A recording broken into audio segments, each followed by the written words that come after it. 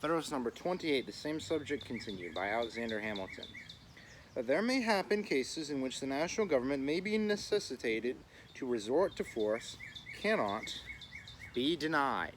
Our own experience has corroborated the lessons taught by the examples of other nations, that emergencies of this sort will sometimes exist in all societies, however constituted, that seditions and insurrections are, unhappily, maladies as inseparable from the body politic as tumors and eruptions from the natural body. The idea of governing at all times by the simple force of law, which we have been told is the only admissible principle of republican government, has no place but in the reveries of those political doctors whose sagacity disdains the admonitions of experimental instruction. Should such emergencies at any time happen under the national government, there could be no remedy but force. The means to be employed must be proportioned to the extent of the mischief. It should be a slight commotion in a small part of a If it should be a slight commotion in a small part of a state, the militia of the residue would be adequate to its suppression, and the natural presumption is that they would be ready to do their duty. An insurrection, whatever may be its immediate cause, eventually endangers all government. In regard to the public peace, if not to the rights of the Union, would engage the citizens to whom the contagion had not communicated itself to oppose the insurgents. And if the general government should be found in practice conducive to the prosperity and felicity of the people, it were rational to believe that they would be disinclined to support it. If, on the contrary, the insurrection should pervade a whole state or a principal part of it, the employment of a different kind of force must become unavoidable. It appears that Massachusetts found it necessary to raise troops for suppressing the disorders within that state, that Pennsylvania, from the mere apprehension of commotions among a part of her citizens, has thought proper to have recourse to the same measure. Suppose the state of New York had been inclined to reestablish her lost jurisdiction over the inhabitants of Vermont. Could she have hoped for success in such an enterprise from the efforts of the militia alone? Would she not have been compelled to raise and maintain a more regular force for the execution of her design? It must then be admitted that the necessity of recurring to a force different from the militia in cases of this extraordinary nature is applicable to the state governments themselves. Why should the possibility that the national government might be under a like necessity in similar extremities be made an objection to its existence?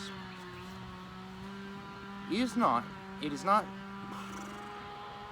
it not surprising that men who declare an attachment to the Union in the abstract should urge as an objection to the proposed Constitution what applies with tenfold weight to the plan for which they contend, and what, as far as it has any foundation in truth, is an inevitable consequence of civil society upon an enlarged scale?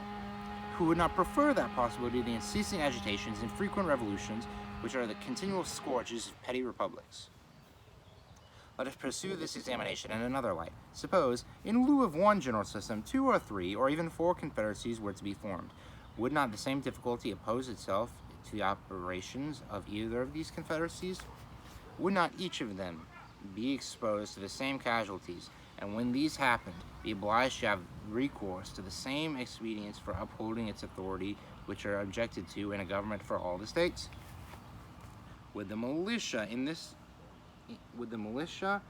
supposition be made ready or more able to support the federal authority than in the case of a general union? All candid and intelligent men must, upon due consideration, acknowledge that the principle of the objection is equally applicable to either of these 2 cases, and that whether we have one government for all the states or different governments for different parcels of them, or as many unconnected governments as there are states, there might sometimes be a necessity to make use of a force constituted differently from the militia to preserve the peace of the community and to maintain the just authority of the laws against those violent invasions of them which amount to insurrections and rebellions. Independent of all other reasonings upon the subject, it is a full answer to those who require a more peremptory provision against military establishments in time of peace to say that the whole power of the proposed government is to be in the hands of the representatives of the people. This is the essential and, after all, the only efficacious security for the rights and privileges of the people which is attainable in civil society.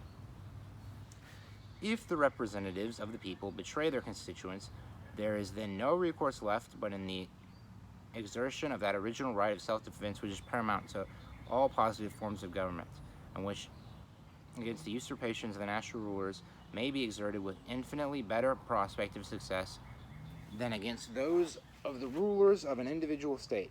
In a single state, if the persons entrusted with supreme power become usurpers, the different parcels, subdivisions, or districts of which it consists, having no distinct government in each, can take no regular measurements for defense. The citizens must rush tumultuously to arms, without concert, without system, without resource, except in their courage and despair. The usurpers, clothed with the forms of legal authority, can too often crush the opposition in embryo. The smaller of the extent of the territory, the more difficult will it be for the people to form a regular or systematic plan of opposition, and the more easy will it be to defeat their early efforts. Intelligence can be more speedily obtained of their preparation and movements, and the military force in the possession of the usurpers can be more rapidly directed against the part where the opposition has begun. In this situation, there must be a peculiar coincidence of circumstances to ensure success to the popular resistance. The obstacles to the usurpation and the facility of resistance increase with the increased extent of the state, provided the citizens understand their rights and are disposed to defend them. The natural strength of the people in a large community, in proportion to the artificial strength of the government, is greater than in a small, and of course more competent to a struggle with the attempts of the government to establish a tyranny. On a confederacy, the people, without exaggeration, may be said to be entirely the masters of their own fate. Power being almost always the rival of power, the general government will at times stand ready to check the usurpations of the state governments, and these will have the same disposition towards the general government. The people, by throwing themselves into either scale, will infallibly make it preponderate. If their rights are invaded by either, they can make use of the other as the instrument of redress.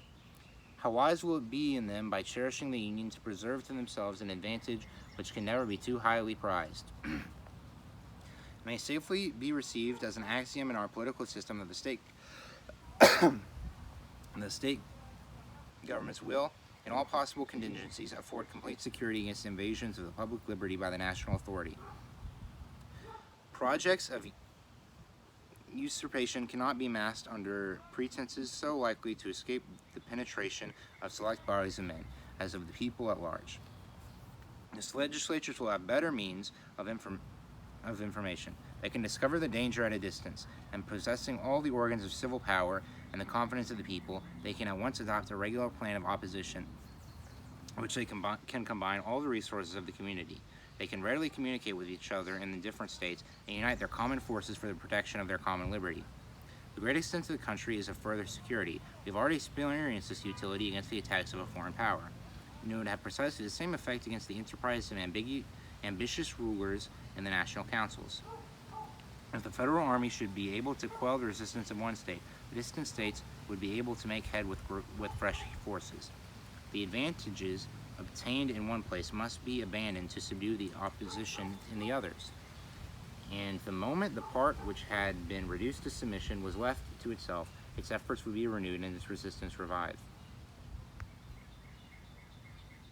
We should recollect that the extent of the military force must, at all events, be regulated by the resources of the country. For a long time to come, it will not be possible to maintain a large army, and as the means of doing this increase, the population and natural strength of the community will proportionally increase. When will the time arrive that the federal government can raise and maintain an army capable of erecting a despotism over the great body of the people of an immense empire who are in a situation, through the medium of their state governments, to take measures for their own defense? And with all the celerity, regularity, and system of independent nations, the apprehension may be considered as a disease, for which there can be found no cure in the resources of argument and reasoning. Publius.